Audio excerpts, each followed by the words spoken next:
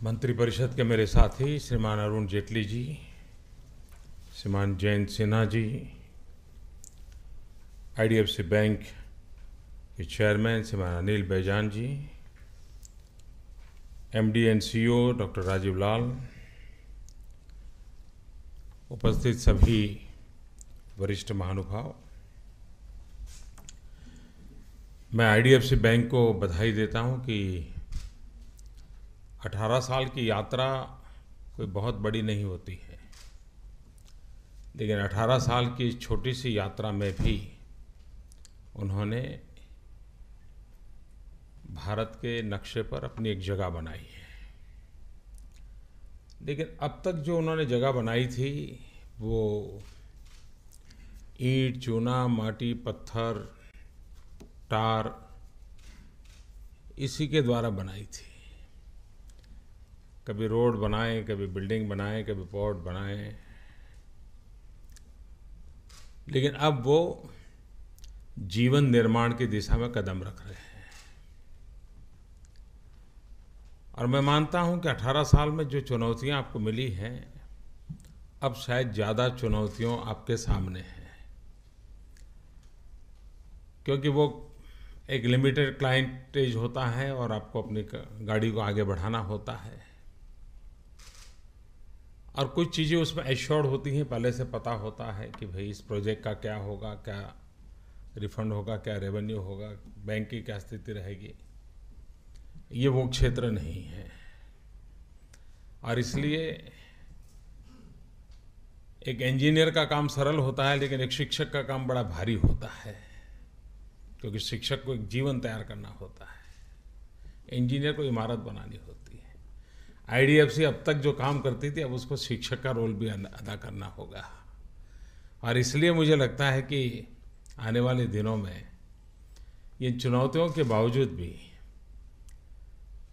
एक सही दिशा में कदम होगा। ये बैंक का मूल उद्देश्य तो गांव में जाना है और मैं मानता हूं ये देश का दुर्भाग्य है कि देश को नियम बनाना पड़ा कि 25% जब तक आप गांव में बैंक नहीं खोलते हैं आपको परमिशन नहीं मिलेगी।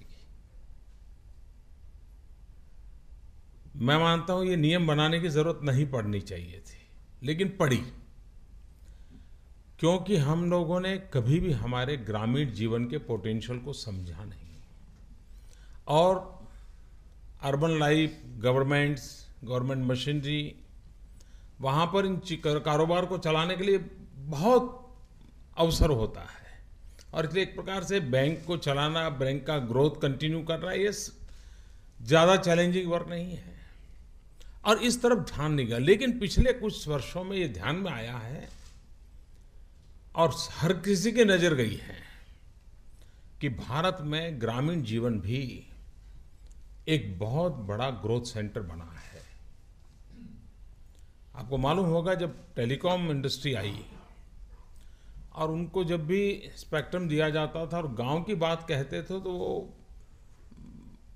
आगे पीछे होते थे, या तो किसी को सब कॉन्ट्रैक्ट दे देते थे और अपनी गाड़ी चला लेते थे। लेकिन जब गांव में गए तो उनके लिए सरप्राइज था कि टेलीकॉम के ग्रोथ का शहरी परसेंटेज से ग्रामीण परसेंटेज ज़्यादा ऊंचा था, स्प्रेड भी ज़्यादा था, गति भी तेज थी।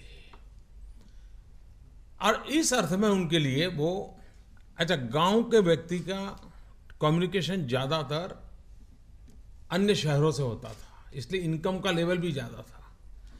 शहर का गांव शहर में करता था, इनकम लेवल का, लेकिन बातें उनको बाद में ध्यान आई जाने के बाद।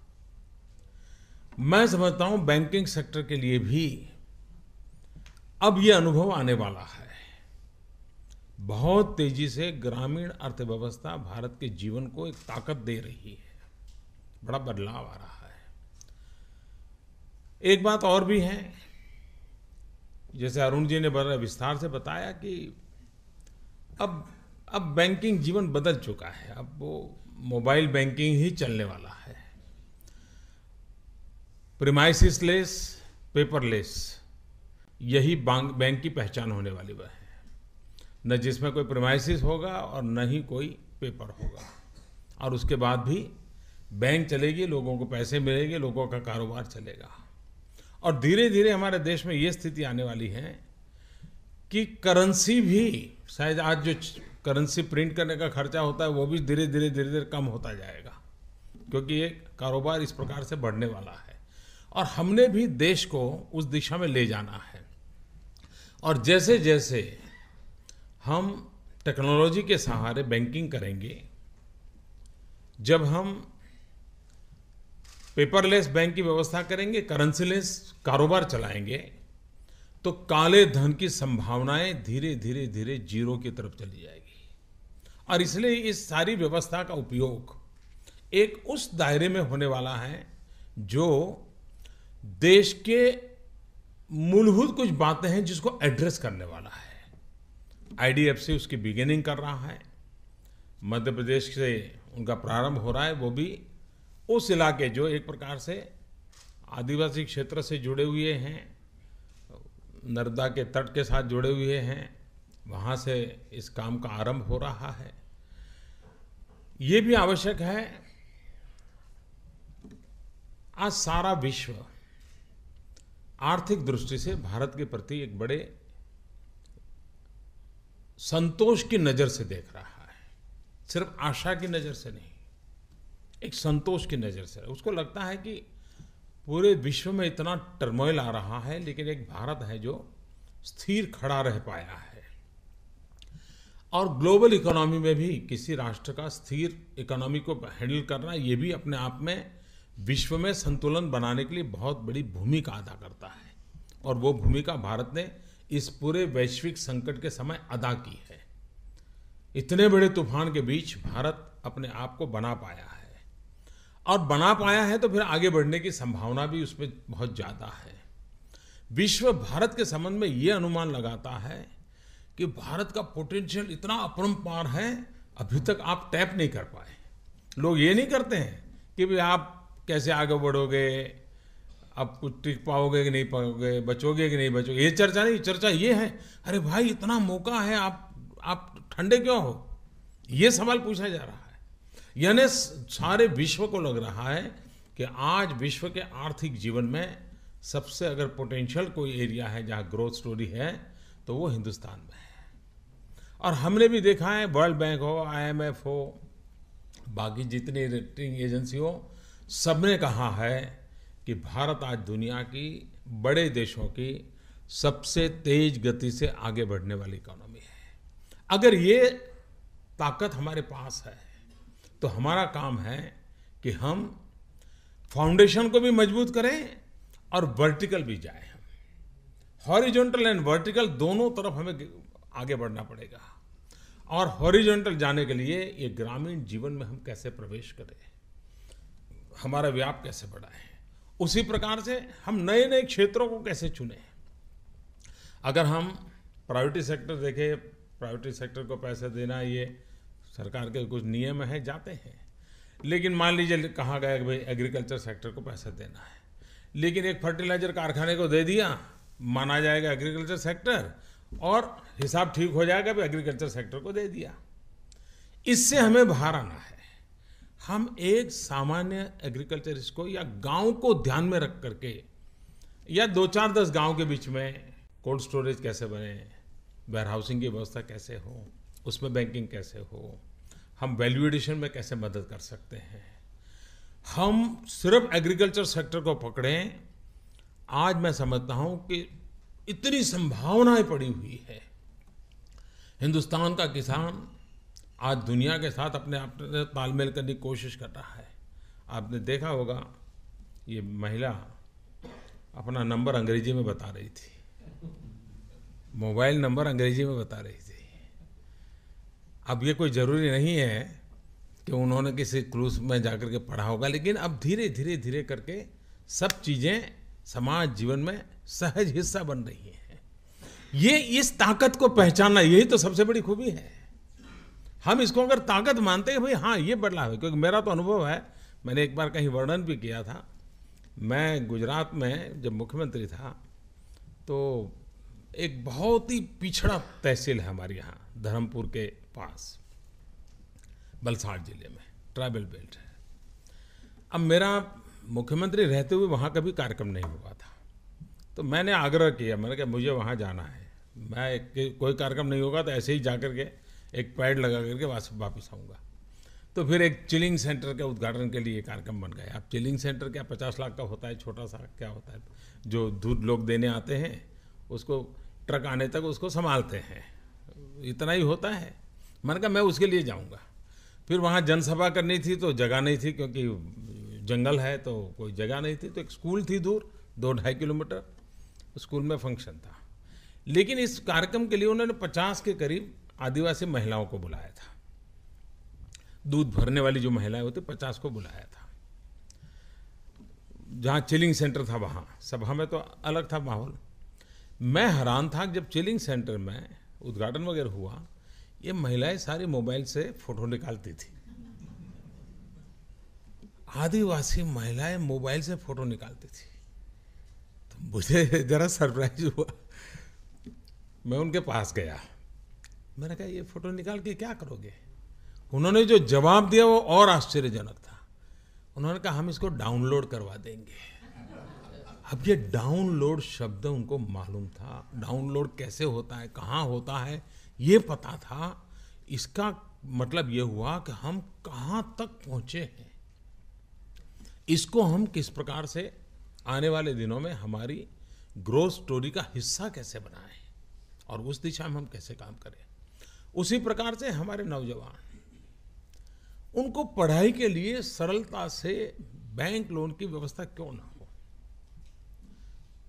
मेरा मत है जो विमेन सेल्फ हेल्प ग्रुप को पैसा मिलता है, अगर उनको बुधवार को पैसा जमा करवाना है 100 रुपया, तो मंगल को आकर के दे जाते हैं, लीजिए साहब मेरा पैसा, कल पता नहीं कहीं और खर्चा हो जाएगा। तो ये सेंसिटिविटी है हमारे यहाँ ग्रामीण जीवन में, इसका जितना लाभ लेना चाहिए हमने लिया नहीं, और शाहूकारों ने उस पर अपनी पकड़ जमा दी, और उसने हमारी इकोनॉमी को भी बहुत बड़ा नुकसान किया है।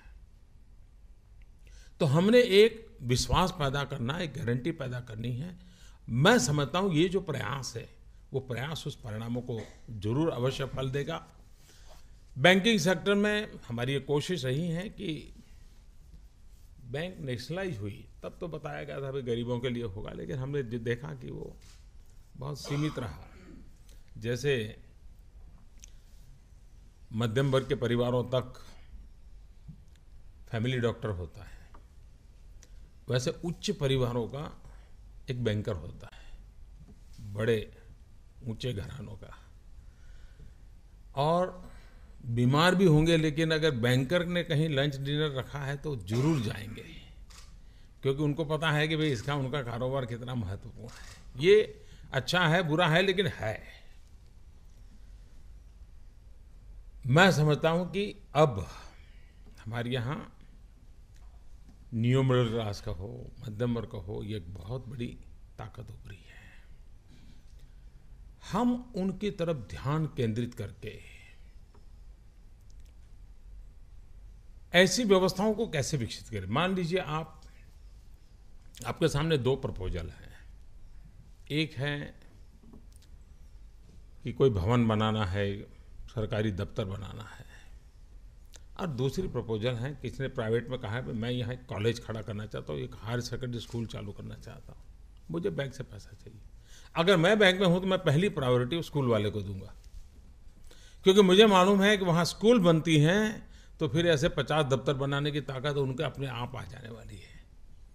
और इसलिए हमारे इन्वेस्टमेंट की प्रायोरिटी क्या बने, पैसे देने की प्रायोरिटी क्या बने, ये अगर हमने चेंज शुरू की जिसके मल्टीपल हमें बेनिफिट हो, अगर ये होगा तो मैं मानता हूँ कि बहुत ही लाभ होगा।